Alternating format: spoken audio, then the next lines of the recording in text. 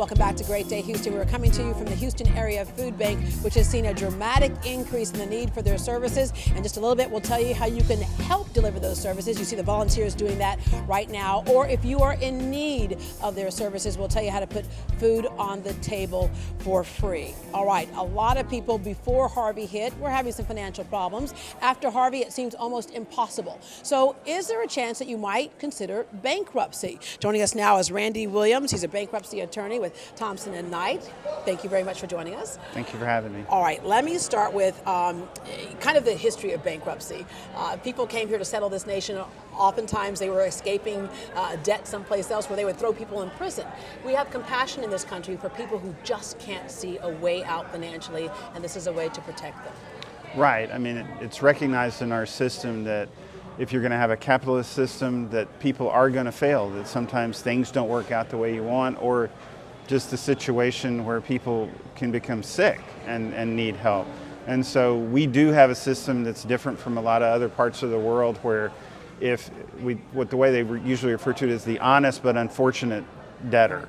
The person who gets themselves in a situation where they need help, they need to start over.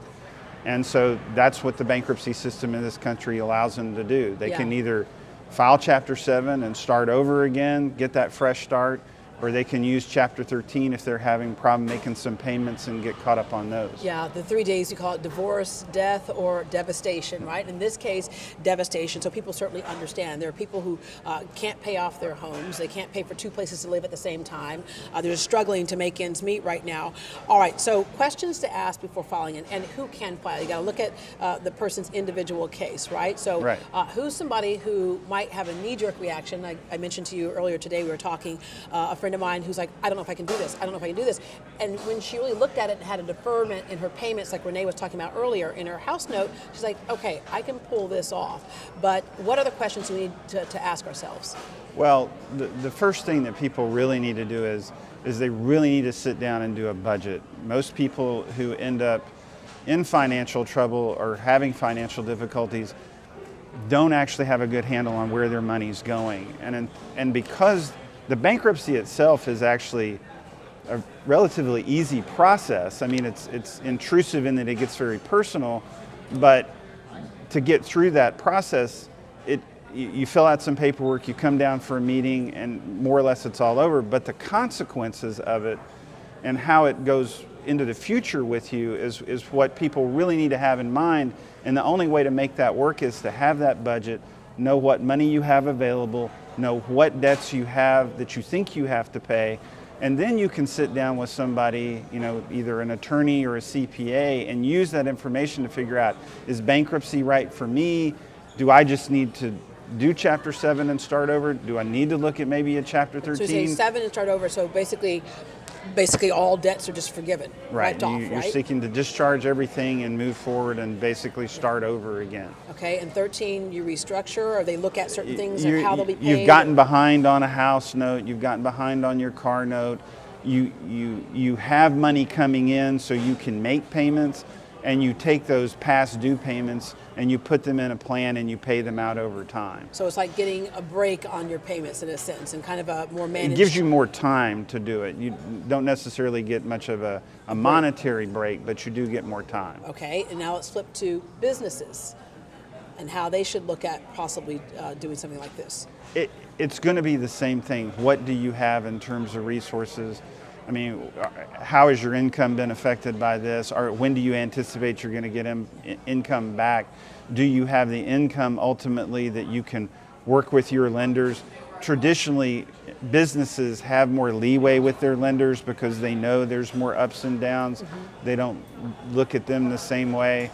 But again, you have to understand, what are my resources? What are my debts? How do I take those? And do I have the ability to possibly put a plan together and maybe look at something like a Chapter 11, which is kind of the Chapter 13 for businesses?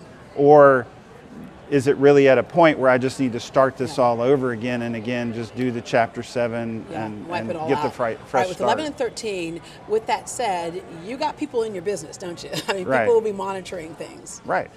Well, in 13, you do have a trustee who you make payments to.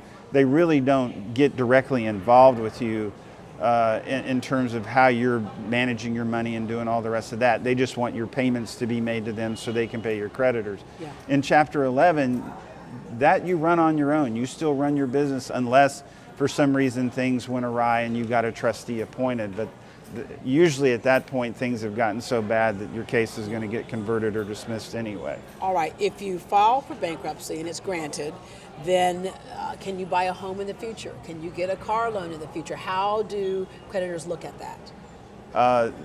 Once you get your discharge after you file bankruptcy, credit will be available again, because lenders recognize you cannot file bankruptcy for a long time again now and get another discharge. So they know You're obligated. You're obligated and going to have to pay. Now it's more expensive, but the truth is you can repair your credit. I mean, you would need to have a budget, you need to monitor your score, you need to make your payments on time and rebuild that credit. But eventually, yes, I mean, I know lots of people that I've been their trustee for their Chapter 7 bankruptcy, and they've come back later, and they own a home, Yeah. they bought At a a new higher car. interest rate on those loans for credit cards It and depends homes? on how close and depends on how the economy and everything else is going. I mean, sometimes if those people are able to repair their situation, get good jobs, hold those jobs for a while, they'll eventually be able to get credit the same way that anybody else would, despite the fact that several years ago they filed a bankruptcy case. Do they ever look at the reason why you filed the bankruptcy? Because we certainly know you say Harvey,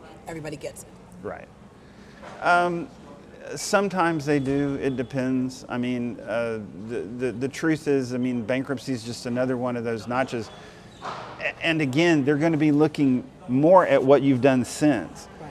Have you been making those payments? If it's a rent payment, did you made it on time? If it was a car payment, your utility bills. There's so many people that pay late and don't understand the damage that does to their credit, even though they never file bankruptcy. They pay more for their credit just because they don't pay their bills on time. Okay. So that's really the focus. I always tell people the hard part of the bankruptcy is you making it work for you after you get that discharge and you're going forward in the future. Well, when it's all said and done, it's a second chance. Right. Yeah, and I just fresh ask you start. at this point, I know it's like from years past when I was in college of having somebody hunt you down to pay something, and I just didn't have the money, and I felt horrible, sick to my stomach every day, and I'd hear the phone ring, and I think, is that them? This is before caller ID. It's how long ago that was, right? No. But the relief when people finally make the decision, the relief you see come into their lives. You know, since I became a Chapter 7 trustee, it's been one of the most fulfilling parts of my career, because I actually get to see people take advantage of this and start over and be able to put all that bad stuff behind them. And if they take advantage of it, you know, go forward and just put this back in the history as a bump they had, and they're going forward. And I tell people when they come in for the meetings, you know, because sometimes I'll have debtors cry. I mean, Yeah. they'll be ashamed, and I'll tell them, I said, you know, that's, you don't have to be there. This just happens. I mean, we don't plan, just like you said, the divorce, the devastation, the other things. I mean, there's so much of this you just don't plan for, but you just have to make the most of it after you're there. And so It can be life-changing in a good way. yes, I mean, it can be. Randy, thank you very much. Thank you. All right, so your house didn't flood during Harvey, so you thought you were safe, right? And then all of a sudden, when the reservoir situation happened, your house flooded. Should you be compensated for that? We'll talk about that next. Thank you very much. Yeah, no,